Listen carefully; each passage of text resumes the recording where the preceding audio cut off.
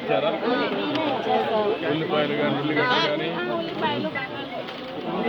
అందరికి పెళ్ళకి నీళ్ళు వచ్చి ఇల్లు కానీ మునిగిపోతే 10,000 రూపాయలు ఇచ్చాం, కొద్ది నూనె కట్టించాం. ఈసారి అలాంటివి సార్ మమ్మల్ని పట్టించుకో 10 కేజీలు బియ్యం ఇచ్చింది కూడా ఎప్పుడు వచ్చి ఇవ్వలేదు. మమ్మల్ని పట్టించుకోరు. వర్షం వచ్చినప్పుడు ఏదో భోజనం ప్యాక్ ఇస్తారు, వెళ్ళిపోతారు. ఇచ్చారు సార్, అది ఎవరికి సరిపోతుంది సార్? ఇంకా అది ఒక ప్యాక్లో కట్టి అసలు మాకు వాళ్ళు అన్నది ఒక ఖాళీ అన్నది మమ్మల్ని చూడండి. అనాథులు ఉన్నారు, అందుకే మీ మీద ఖర్చు పెట్టి ఇవన్నీ చేస్తున్నారు. పిల్లల్ని అమ్మాయిని అడిగా, ఆ అమ్మాయిని బాగా చదివిస్తే బ్రహ్మాండంగా పైకి వస్తుంది. మీ మీద నిర్లక్ష్యం చేశారు, తప్పకుండా న్యాయం చేపిస్తా. యానాదులు ఇప్పుడే కాదు, మొదటి తెలుగుదేశం పార్టీ, అందుకే వాళ్ళందరికీ మీ మీద కోపం ఉంటుంది. మళ్ళీ న్యాయం చేసే బాధ్యత నాది. ప్రత్యేకంగా మీ మీద శ్రద్ధ పెడతా. మీ భవిష్యత్తుకు నేను భరోసా ఇస్తున్నా, తప్పకుండా చేస్తాను.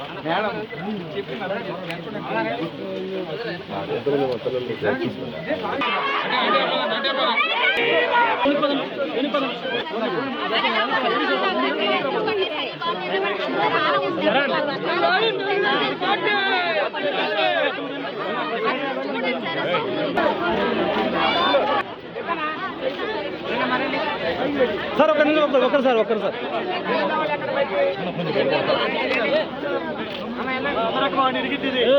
నాయకు ఒకసారి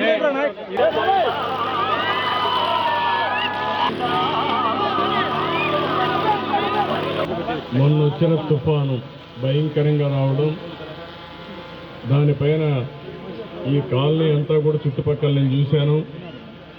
ఎటుపక్క చూసినా లో లెవెల్ ఉంటుంది. అదే మాదిరిగా నీళ్ళన్నీ బురదంతా ఉన్నాయి. ఆ నీళ్ళన్నీ మీ ఇంట్లోకి వచ్చేసాయి. 2-3 రోజులు మీరు నీళ్ళల్లోనే కాపురం ఉన్నారు. ఇప్పుడు కూడా నీళ్ళలోనే ఉండే పరిస్థితి వచ్చింది. నేను 4 పక్కల కలిసి తిరిగాను. ఈ పక్క కూడా మన వాళ్ళు రమ్మని చెప్పి కోరారు. ఈ పక్క కూడా నీళ్లు ఉన్నాయి. 3 పక్కల నీళ్లు, ఇంకో పక్క ఈ పక్క కూడా నీళ్లే, ఒక రోడ్డు పక్కన తప్ప. అయితే మీ పరిస్థితి నేను చూసిన తర్వాత, బాపట్ల అనేది ఒక టౌన్, ఒక మున్సిపాలిటీ, అందులో కూడా ఇప్పుడు జిల్లా హెడ్ క్వార్టర్. అలాంటి ప్రదేశంలోనే యానాదుల పరిస్థితి ఇంత దమనీయంగా ఉందంటే చాలా బాధేస్తుంది. ఇప్పుడే ఒక చెల్లెమ్మ మాట్లాడుతూ, మేమంతా తెలుగుదేశం పార్టీకి ఓటేసామని పక్కనుండే ఓనర్ అయితే గట్టిగా చెప్పాడు. మళ్ళా మీరు వైఎస్ఆర్ కాంగ్రెస్ పార్టీకి ఓటేస్తే తప్ప మీకు ఏ సహాయం చేయమని కూడా చెప్పారని ఒక చెల్లెమ్మ చెప్పే పరిస్థితికి వచ్చింది. అంటే యానాదులు ఇప్పుడే కాదు, మొదటి నుంచి కూడా ఎన్టీ రామారావు గారు పార్టీ పెట్టినప్పటి నుంచి మీరు తెలుగుదేశం పార్టీలో ఉన్నారు, తెలుగుదేశం పార్టీతోనే ఉన్నారు. అదేవిధంగా నేను ముఖ్యమంత్రి అయినప్పుడు కూడా యానాదులంతా ప్లెయిన్ ఏరియాలో ఉంటారు, గిరిజనుల కింద. ప్లెయిన్ ఏరియాలో ఉన్న అందరికంటే వెనకబడి ఉండేది మీరే వెనకబడి ఉన్నారు. ఆ విధంగా మనం ఆలోచిస్తే మీకు విద్య, ఆరోగ్య విషయంలో, ఆర్థిక విషయంలో బాగా వెనుకబడిపోయారు, చాలా ఇబ్బందుల్లో ఉన్నారు. ఇప్పుడే నేను వచ్చినప్పుడు అడిగాను, మీకేమైనా సహాయం చేశారా అంటే, మీకు చేసిన సహాయం ఈ ప్రభుత్వం, నేను కూడా వస్తాను కాబట్టి, ఎలక్షన్ కూడా వస్తున్నాయి కాబట్టి ఒక 25 కేజీలు బియ్యం ఇచ్చారు. ఇంకో పక్క 1 కేజీలో ఎన్ని కేజీలు ఇచ్చారు తెలియదు, 2 కేజీలు ఇచ్చి ఉంటారు అనుకుంటా. ఉల్లిపాయలు 1 కేజీ, 1 కేజీ బంగాళాదుంప. ముఖ్యమంత్రికి 2 తెలియవు, నీ దగ్గర నేర్చుకోవాలి ముఖ్యమంత్రి. అదే మరి అలాంటి ముఖ్యమంత్రి వచ్చాడు, కానీ కేసులు మాత్రం తప్పుడు కేసులు ఎక్కువ పెడతాడు. అది ఇదే పని పెడతా ఉంటాడు, దాంట్లో సూపర్. అదే మరి ఇంకో పక్కన చూస్తే, నేను ఇప్పుడే మాట్లాడా, తమ్ముడి కాలనీ నుంచే ఇంజనీరింగ్ చేస్తున్నాడు, ఇంకొక తమ్ముడు ఇంజనీరింగ్ బీటెక్ చేస్తున్నాడు, ఇప్పుడే మాట్లాడాను, ఇక్కడే ఉన్నాడు. పిల్లలందరినీ చూశాను. మిమ్మల్ని చదివిస్తే, ఆ పిల్లల్ని బాగా చదివిస్తే అందరికంటే తెలివైన వాళ్ళుగా తయారవుతారు. ప్రపంచాన్ని జయించే శక్తి యానాదులకు ఉందని చెప్పి కూడా నేను మీకు తెలియజేస్తున్నా. కానీ దుర్మార్గం ఇలాంటి కాలనీలో ఉండడం. ఇక్కడ చూస్తే మంచి పిల్లలను చూశాను, వాళ్ళందరినీ చూశాను. అలాంటి పిల్లలు కూడా ఈ కాలనీలో ఉన్నారంటే ఇక్కడ దోమలు, పాములు, లేకుంటే అనారోగ్య పరిస్థితులు అన్నీ ఉన్నాయి. నేను ఒకటే హామీ ఇస్తున్నా మీ అందరికీ, 25 కేజీలు నేనున్నప్పుడే ఇచ్చాను. 5 ఏళ్ళు అయింది, అన్ని ధరలు పెరిగిపోయినాయి. కనీసం 25 కేజీలు 50 కేజీలు చేయలేకపోయారు, కనీసం యానాదులు కూడా చేయలేకపోయారు. రెండోది ఇండ్లలో నీళ్ళు వస్తే నేను ఆ రోజు ఒక 5,000 రూపాయలు వస్తు సామగ్రికి 5,000 రూపాయలకు బట్టలకి ఇమ్మీడియట్గా ఇచ్చి పంపించాను. ఈరోజు ఒక్క పైసా మీకు ఇవ్వలేదు అంటే దాన్ని బట్టే మీకు అర్థమవుతుంది ఈ ప్రభుత్వం ఊరికే మాటలు చెప్తుంది తప్ప పేదవాళ్ళని ఆదుకునే పరిస్థితులు లేదు, నిరుపేదలను ఆదుకునే పరిస్థితి లేదు. నేను అందుకే నిన్న కూడా చెప్పాను, కనీసం ఇలాంటి కుటుంబాలు మీరందరూ ఉన్నారు. ఈ వారం రోజుల పని కూడా లేదు మీకు, ఇంటి దగ్గరనే ఉండాలి. ఇంటి దగ్గరనే ఉండాలంటే కనీసం సంసారం గడవాలంటే కాస్తో కోస్తో ఆర్థిక సహాయం గవర్నమెంట్ చేయాలి. ఒకప్పుడు తోపుడు బండ్లు ఉంటే తోపుడు బండ్ల కూడా 10,000 రూపాయలు ఆర్థిక సహాయం చేశాం. ఇండ్లు కానీ పూర్తిగా నీళ్ళు వస్తే ఒక 10,000 ఇచ్చాం. ఇప్పుడు నేను ఒకటే అడుగుతాను ఈ ప్రభుత్వాన్ని, కనీసం ఇలాంటి అనాథ కాలనీకి ఒక 20,000 రూపాయలు ఇంటింటికి ఆర్థిక సహాయం చేయాల్సిందిగా డిమాండ్ చేస్తున్నా.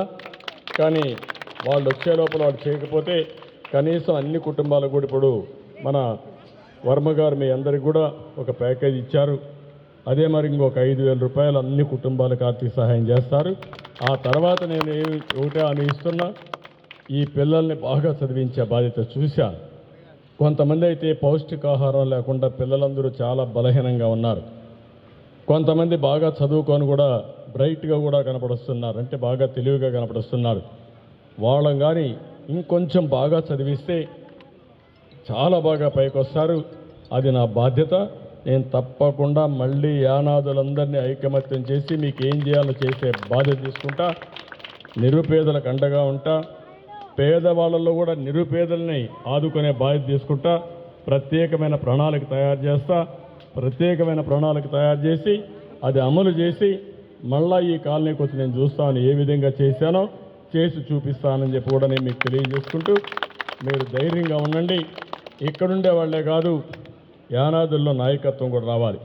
ఇప్పుడు తమ్ముడు చదువుకున్నాడు, ఇంకొక తమ్ముడు చదువుకున్నాడు. మీలో నేను మంచి నాయకుడిని తయారు చేయాలంటే రాజకీయంగా ఎవ్వరూ కనపడడంలా. ఎప్పుడు కూడా మీ జీవితాలు మారాలంటే రాజకీయాల్లో కూడా మీలో చైతన్యం రావాలి, మీ భాగస్వామ్యం ఉండాలి. రెండోది, ఆర్థికంగా మీరు బాగుపడాలంటే మీలో ఒక మార్పు అంటే సాంస్కృతిక మార్పులు కూడా రావాలి. ఎప్పుడు కూడా పేదవాళ్ళు కలుస్తూ ఉంటే మనం పేదరికం గురించి ఆలోచిస్తాం. అట్లా కాకుండా మనం కూడా బాగా పైకి వచ్చిన వాళ్ళు ఇప్పుడు మనం చూస్తున్నాం. పెద్ద బిల్డింగ్లు కట్టుకున్నారు. మీరు మాత్రం ఈ గుడిసెల్లోనే ఉన్నారు. మనం మరి ఎందుకు పైకి రాకూడదని అడుగుతున్న ఆ ఆలోచన మీలో రావాలని, ఆ ఆలోచన అమలు చేసే బాధ్యత, పైకి తీసుకొచ్చే బాధ్యత నేను తీసుకుంటానని చెప్పి కూడా నేను మీ అందరికీ హామీ ఇస్తున్నా. ఈరోజు మీరు ఒకసారి చూస్తే హైదరాబాద్ డెవలప్ చేసాం, మరి చాలా చేశాం. బాగా మనం ఒక తరంలో మన పిల్లల్ని బాగా చదివించేస్తే, వాళ్ళకు ఉద్యోగాలు ఇప్పిస్తే తర్వాత వాళ్ళే మిమ్మల్ని ముందుకు చేసే పరిస్థితి వస్తుంది. ఏది ఏమైనా ఇక్కడ పరిస్థితులన్నీ నేను చూశాను. ఒక అర్ధ గంటలో నాకు అర్థమైంది. మళ్ళీ హామీ ఇస్తున్నా, ఈ కాలనీకి ఏం చేయాలో చేయడమే కాకుండా యానాదుల కోసం ఒక ప్రత్యేక ప్రణాళిక పెట్టి అన్ని విధాల మీద పైకి తీసుకొచ్చే బాధ్యత నేను తీసుకుంటానని చెప్పి హామీ ఇస్తూ అందరికీ నమస్కారాలు. జై హింద్.